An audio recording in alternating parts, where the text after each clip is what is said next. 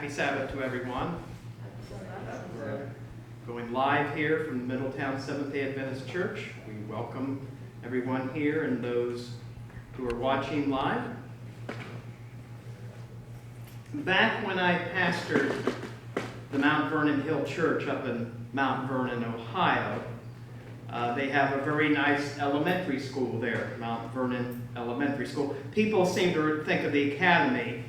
Now, there's a nice elementary school there too.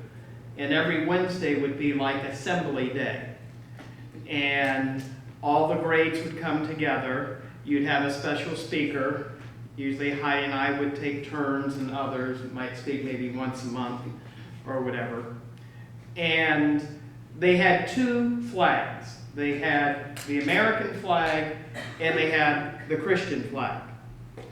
And usually, I think right before the speaker would begin, they would pledge allegiance to the American flag, and then they'd pledge allegiance to the Christian flag. And during the school year of 2011-2012, there were 3 Messianic Jewish children who attended MVE. They're excellent students. And, I noticed that they would stand, but they wouldn't pledge to either flag. They would respectfully stand. They were quiet. And I thought of them as I went back into history to one of the key incidents of religious liberty. I spoke on that last time I was here, if you remember, on Sunday laws, past, present, and future.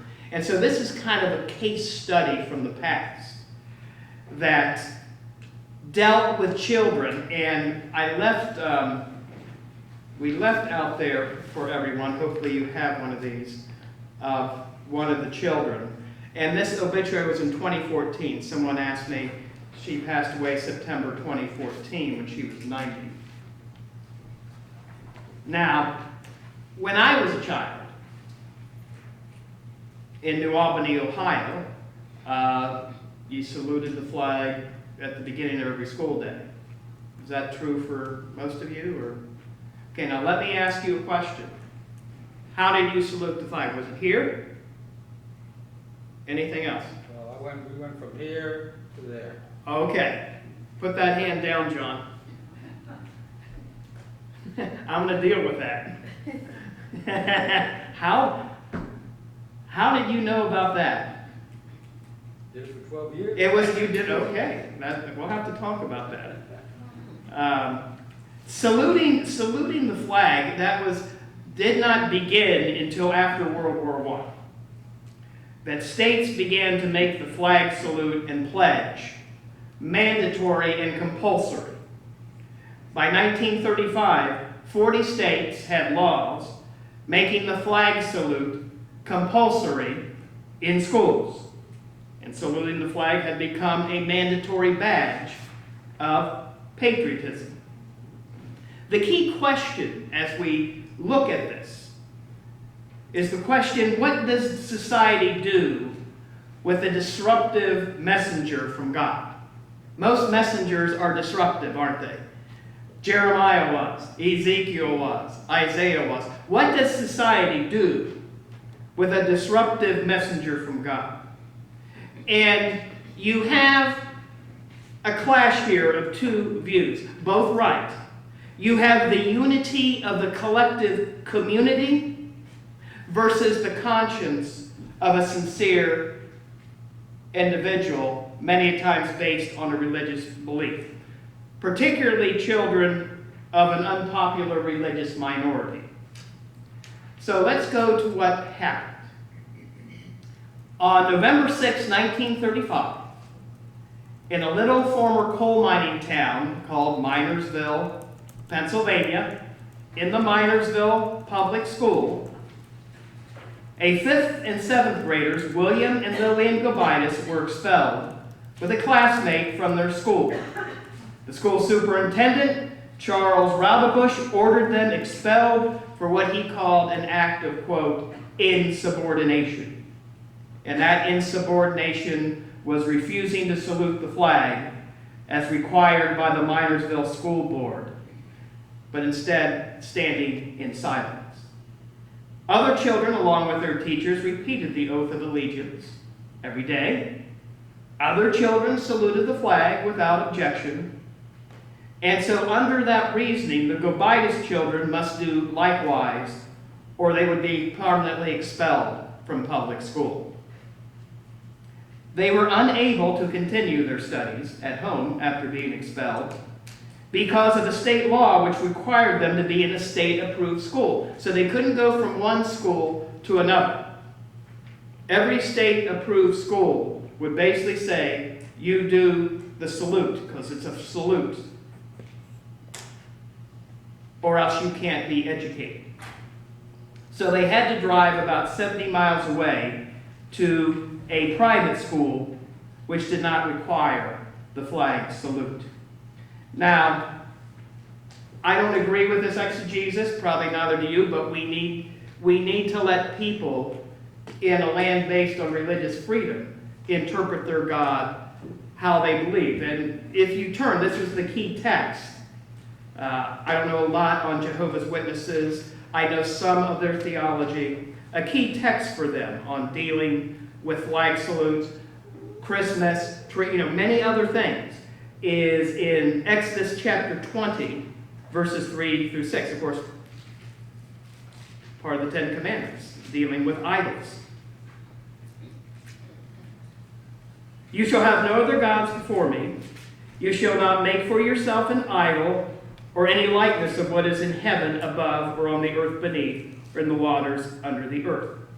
You shall not worship them or serve them, for I, the Lord your God, am a jealous God, visiting the iniquity of the fathers on the children, on the third and the fourth generation of those who hate me, but showing loving kindness to thousands, to those who love me and keep my commandments. In their theology, they believe that saluting the flag was a form of graven worship.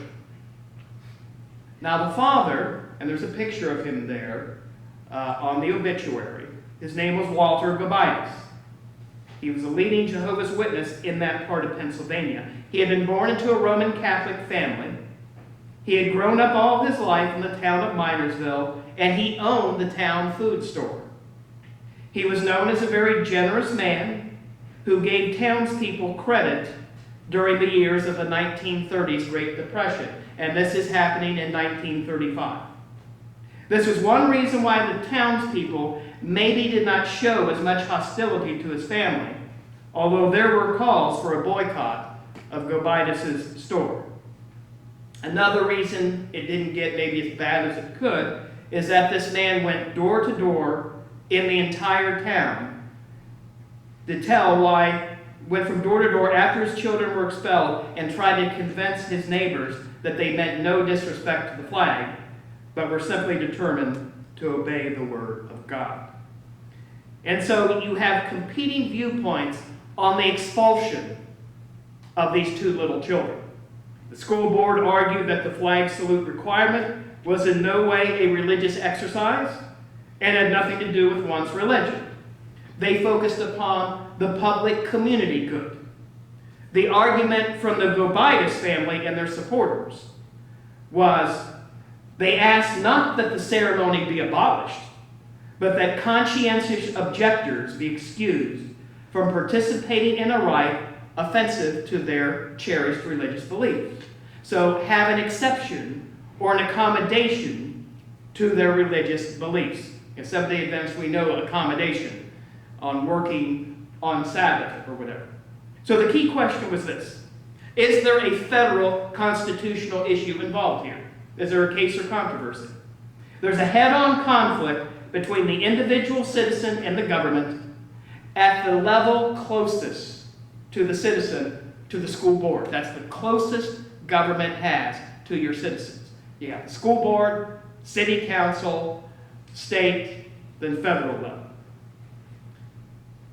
Of course, they couldn't find an attorney in Minersville. They found one not far. This person was also a member of a small religious minority that had been abused. A Seventh-day Adventist attorney agreed to take their case. Now, after a while, once it moved up the federal system, others would take over. But he was the one that said, I know about what it means to be persecuted for your beliefs. I'll take the case. And so they began with the case. And at the beginning, two lower federal courts sided with the Gobitis children. On May 3rd, 1937, the U.S. District Court for the Eastern District of Pennsylvania ruled that the local school board's requirement that the children salute the flag was an unconstitutional violation of their First Amendment rights of free speech and the free exercise of religion. And the U.S. Court of Appeals affirmed the lower court's decision. So the Minersville School Board appealed to the full U.S. Supreme Court for review. And it's a very famous case, Minersville School District versus Gobitis, was placed on the docket. And the oral arguments began on April 25th, 1940, basically 5 years after these children had been expelled from school. By the way, April 25th, 1940, what's going on in the world at that time? Thank you. Thank you, Nancy. World War just beginning. In about 1 week, Hitler's going to invade the Low Countries and take over France, when almost the whole world felt he had won the war. So it takes place with Europe at war, in an atmosphere where Jehovah's Witnesses were accused of being traitors and Nazi spies. The attorney for the Minersville School Board basically attacked the beliefs of the Jehovah's Witnesses. He said the refusal of the Gobitis children to salute the flag at school exercises because they believed to do so would violate the law of Almighty God, as contained in the Bible, was not founded on any religious belief. Kind of a strange question. You can say I agree or disagree. That's not involved in anything. Just bad children. It's not involved on any religious belief. Now the defendant's brief for the Gobitis children said, look, it's 1940. We're at war. Or other nations are at war.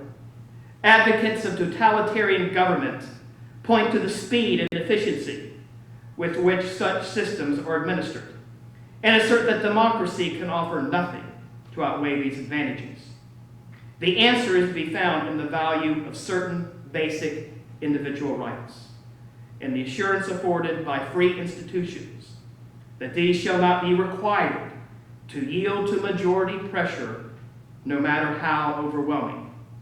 We suggest that no American court should presume to tell any person that he is wrong in his opinion as to how he may best serve the God in which he believes. There is no such public need for the compulsory flag salute as to justify the overriding of the religious scruples of these children. On June 3rd, 1940, basically by this time, Hitler has basically conquered France. He's wrapping things up. You had Dunkirk happening. The U.S. Supreme Court, by a vote of 8-1, reversed both the lower court rulings to support the Minersville School Board and ruled against the children by a question of 8-1. They said there's no true constitutional question here. The state and local governments, not the federal government, had broad rights over education. The flag salute requirement was a secular policy enacted to encourage patriotism among school children and to create national unity. The rights of the community trumped those of the individual. The one dissenter was Judge Harlan Fiske Stone, who wrote a stinging dissent that said, "The guarantees of civil liberty are but guarantees of freedom of the human mind and spirit, and a reasonable freedom, an opportunity to express them. The very essence of the liberty which they guarantee is the freedom of the individual from compulsion as to what he shall think and what he shall say. For by this law, the state seeks to coerce these children to express a sentiment which, as they interpret it, they do not entertain, and which violates their deepest religious convictions." Very powerful dissent by Harlan Fiske Stone. Now, by the way, this is called the flag salute cases. Okay. It didn't involve putting your hand over your heart. Do you know what the flag salute looked like? That was exactly the salute. It was, exactly, like that. Yep. And then all you got to do is do that, and we have another salute, the Nazi salute. This was the salute. The hand was upturned, and it's amazing. You would think they would have changed this, and it wasn't changed till 1943. Yes, John? When we did it. Yes. It was not like this. Okay. The hand was never up, it was this way.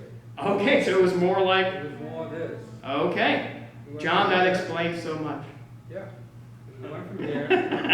You know, you start off saying, I pledge allegiance, and then when you say the part. Where was this at, in New York City? This is New York, yeah. Okay, my elder here, John, he's saying, forget this. They did We this. did this. They did the old-fashioned one. And they were still doing it when you were a kid.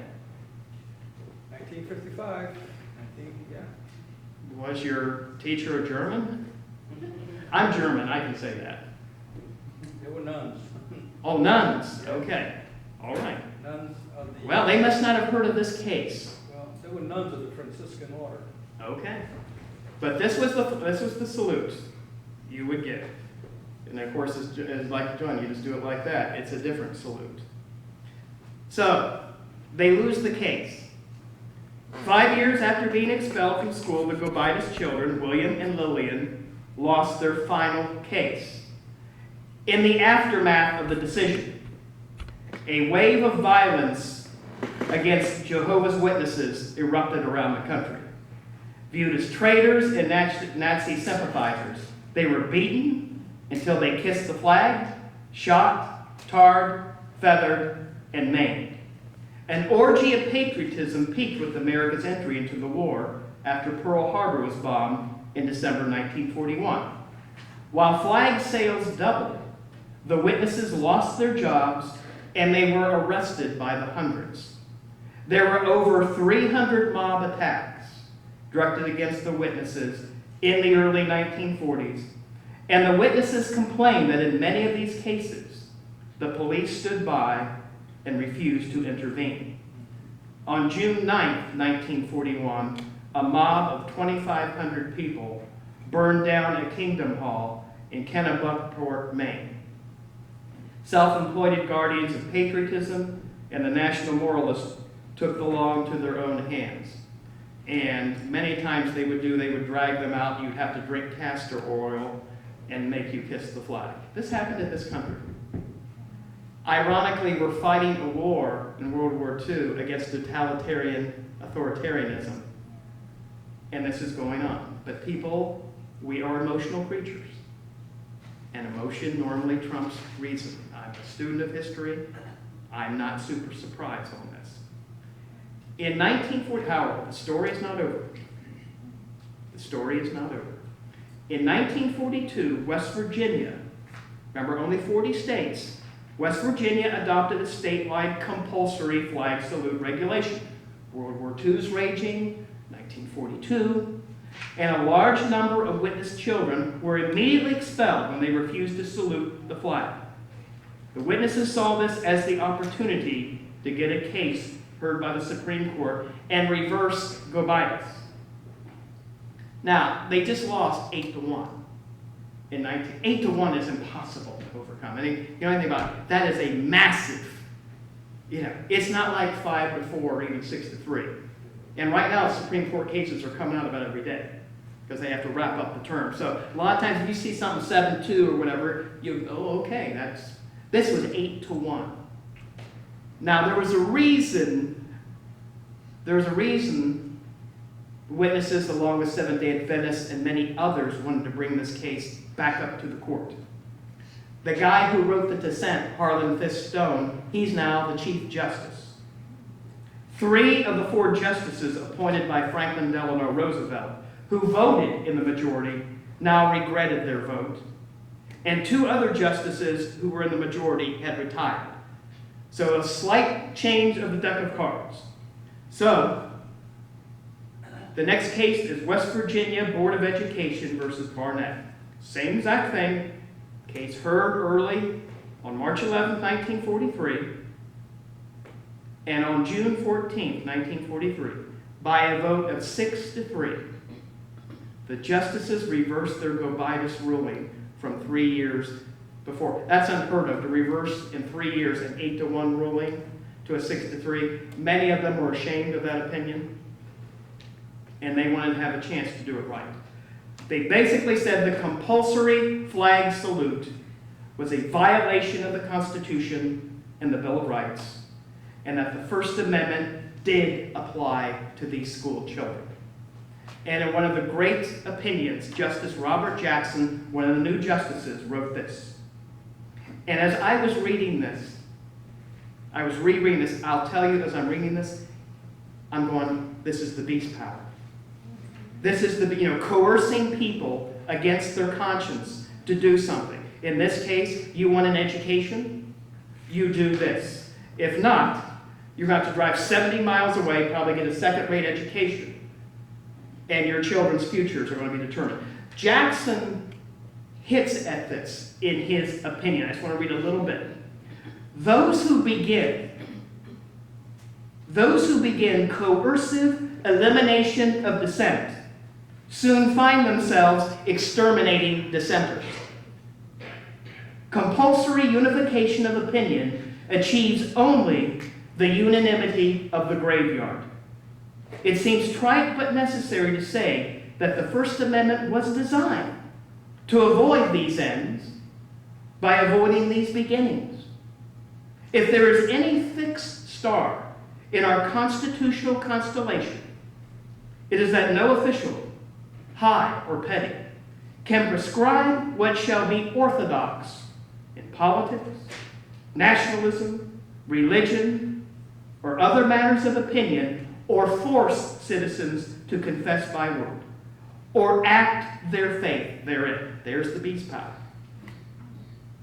We think the actions of the local authorities in compelling the flag salute transcends constitutional limitations on their power, invades the sphere of intellect and spirit, which it is the purpose of the First Amendment to our Constitution to reserve from all official control. So here we have, in Adventist end-time scenario, basically Jackson is arguing, allow the land to still have the meekness for religious liberty that represents our country before it becomes the dragon building an image to the beast, which is what the previous decision was. They won the case, 6-3. Now the children are already graduated. If you have the obituary, Lillian went on, to a professional career, lived to be 90. In Nazi Germany, there were persecution of Jehovah's Witnesses because they refused to do the Nazi salute, to sing Sieg Heil in schools or in public places. There were 25,000 Jehovah's Witnesses in Germany. 10,000 were sent to concentration camps for their religious beliefs, and some died in the gas chambers. 3 years later, the man who wrote the majority opinion, reversing Gobitis, Justice Robert Jackson, was selected to be the lead prosecutor for the Allied powers at the Nuremberg trials, judging Nazi war criminals. He was the head prosecutor selected by the Americans.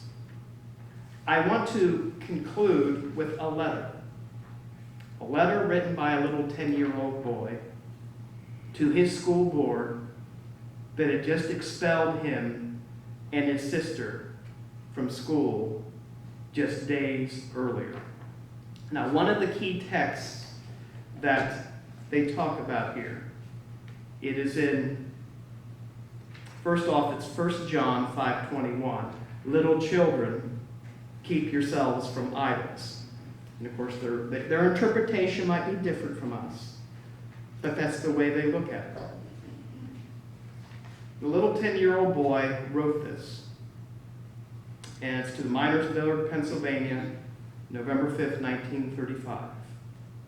Our school directors, dear sirs, I do not salute the flag because I have promised to do the will of God. That means that I must not worship anything out of harmony with God's law. In the 20th chapter of Exodus, it is stated, Thou shalt not make unto thee any graven image, nor bow down to them, nor serve them, for I, the Lord thy God, am a jealous God, visiting the iniquity of the fathers upon the children unto the third and fourth generation of them that hate me. I am a true follower of Christ. I do not salute the flag not because I do not love my country. For I love my country, and I love God more, and I must obey his commandments. Respectfully yours, your pupil, Billy Gobitis. Jesus said in Matthew 19, verses 13 and 14, "Then some children were brought to him, so that he might lay his hands on them and pray. And the disciples rebuked them. But Jesus said, 'Let the little children alone. Do not hinder them from coming to me. For the kingdom of heaven belongs to such as these.'" A little story from the past, a little story of religious liberty, a little story of how people believing sincerely in their beliefs can stand against the community. And while they paid a terrible price, the case that came about in West Virginia is one of the great hallmarks of our constitutional law, that you cannot coerce someone to do a type of ritual when their sincerely held beliefs are against it and it doesn't hurt anyone else.